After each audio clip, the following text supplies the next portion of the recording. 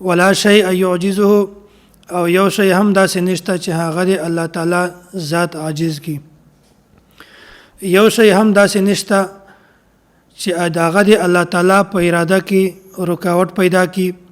او یو شی هم داسې نشته که الله تعالی د یو کار کولو اراده غواړي چې دا کار دی وشي او هغه شی د الله تعالی د کار کولو په اراده کې هغه رکاوټ جوړ شي، او یو شی هم داسې نشته چې الله تعالی د یو کار نه کولو اراده وکي او دغه شی بیا د الله تعالی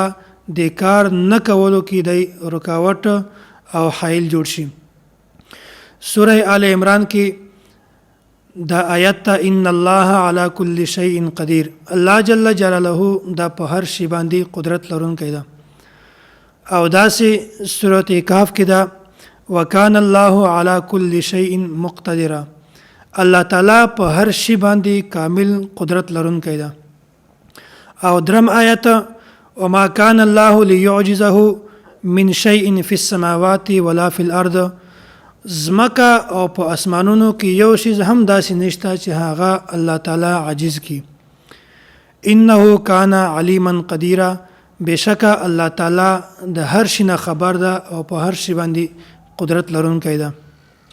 ولا شیء یعجزه، مطلب د دې دا ده چې الله تعالی چې یو شی اراده وکي نو بل هیڅ شی الله تعالی په دغه اراده کې رکاوټ او حایل نشي جوړېدلی. د حضرت علی رضی الله تعالی عنه مشهور قول عرفت ربی بفسخ العزائم، حضرت علی رضی الله تعالی عنه فرمایي وای کلمانه چا تپوسو کو چې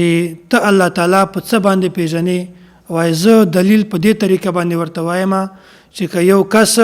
یو کار کوي او د کار ټول وسایل او ټول اسباب ورته مهیا وي، ټول اسباب ورسره موجود وي،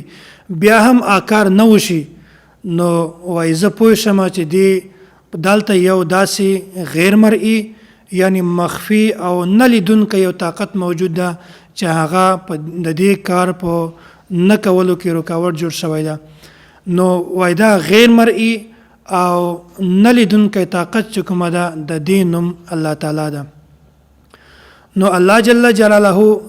دا یو داسې بادشاه ده چې هغه په کار کولو کې د هیچا محتاج نه ده، بلکې که صرف کن وای فیکون نو بیا هغه کار وشي. نو الله تعالی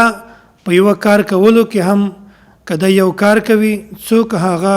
کار کې د رکاوټ نشي جوړېدلی، او که الله تعالی یو کار نه کوي بیا هم څوک په دې کار کې رکاوټ نشي جوړېدلی.